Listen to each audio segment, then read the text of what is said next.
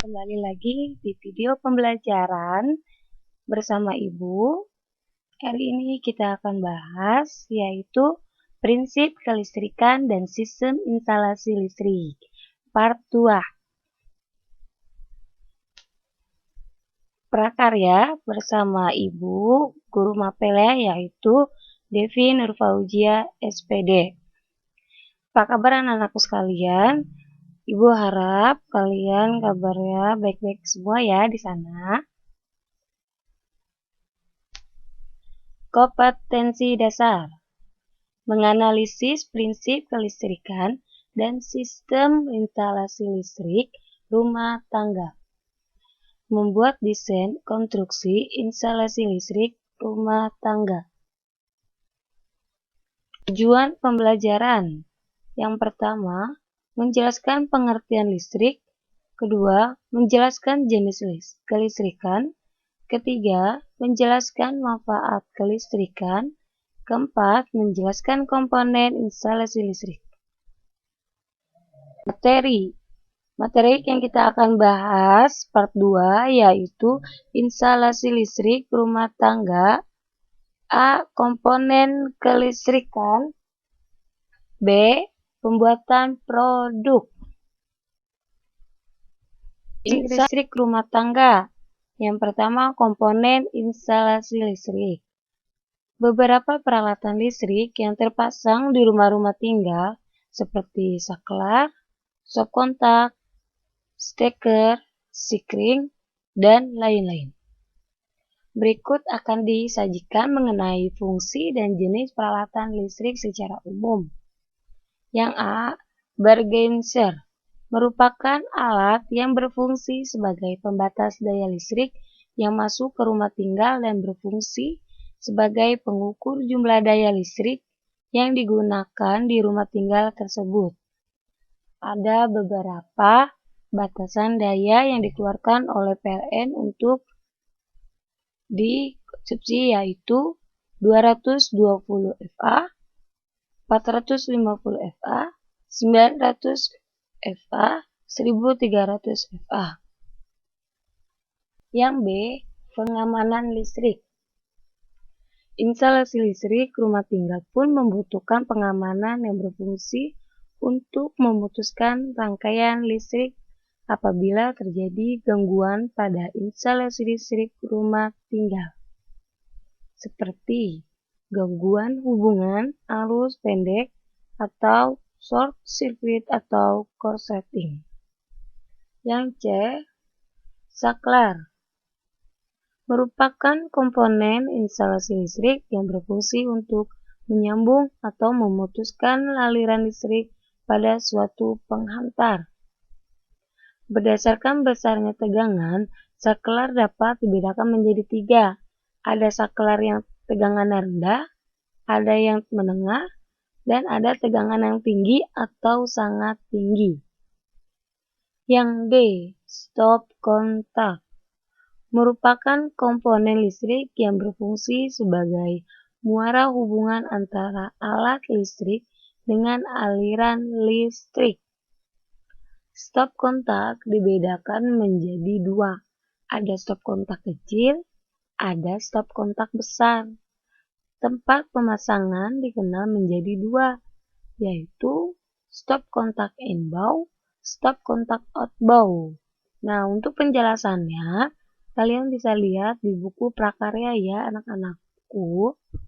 Ibu di sini hanya menjelaskan secara intinya saja. Yang E. Steker merupakan alat listrik yang berfungsi untuk menghubungi alat listrik dengan aliran listrik. Ditancapkan pada kanal stop kontak sehingga alat listrik. Steker memiliki 2 jenis. Ada yang kecil dan ada yang besar. Yang kecil yang digunakan untuk menyambung alat-alat listrik berdaya rendah, misalnya lampu atau radio kecil dengan sumber listrik atau stop kontak. Kalau untuk steker besar, untuk alat-alat listrik yang berdaya besar, misalnya lemari es, microwave, mesin cuci, dan lain-lainnya dengan sumber listrik atau stop kontak. Yang F, kabel.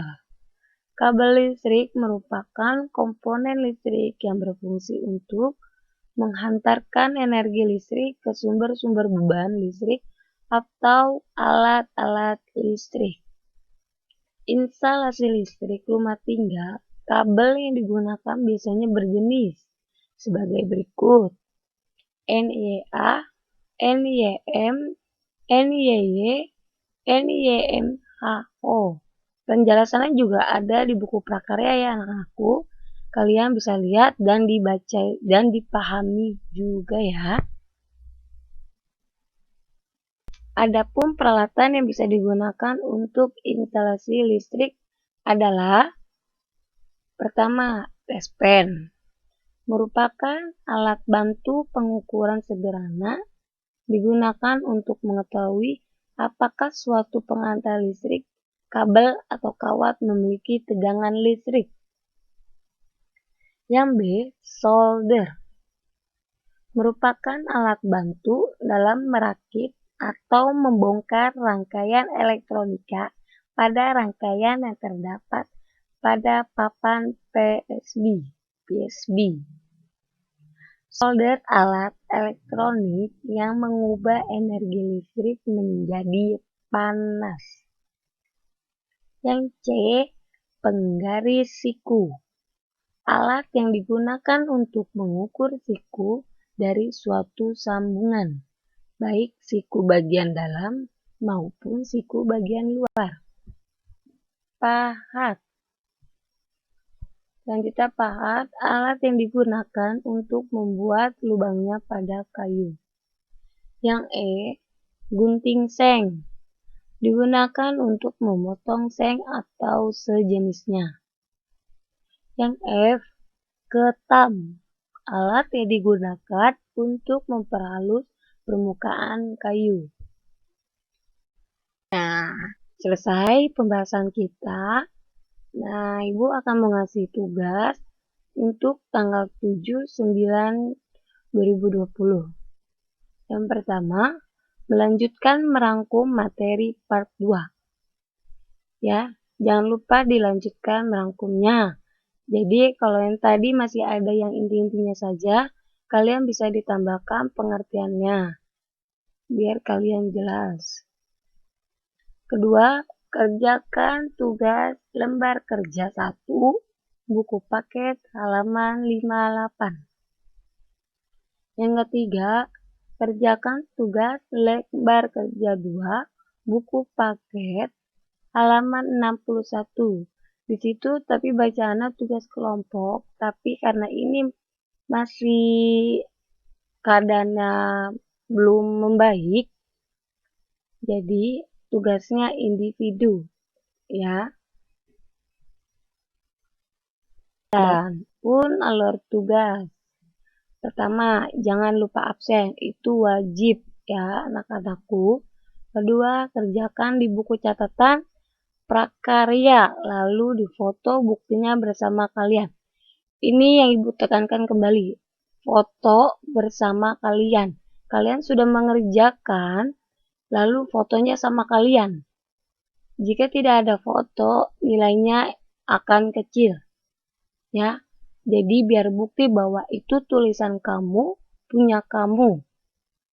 Yang ketiga, dikumpulkan di Google Classroom atau WA.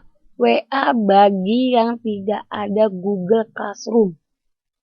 Kalau yang punya Google Classroom, diharap dikumpulkan di Google Classroom.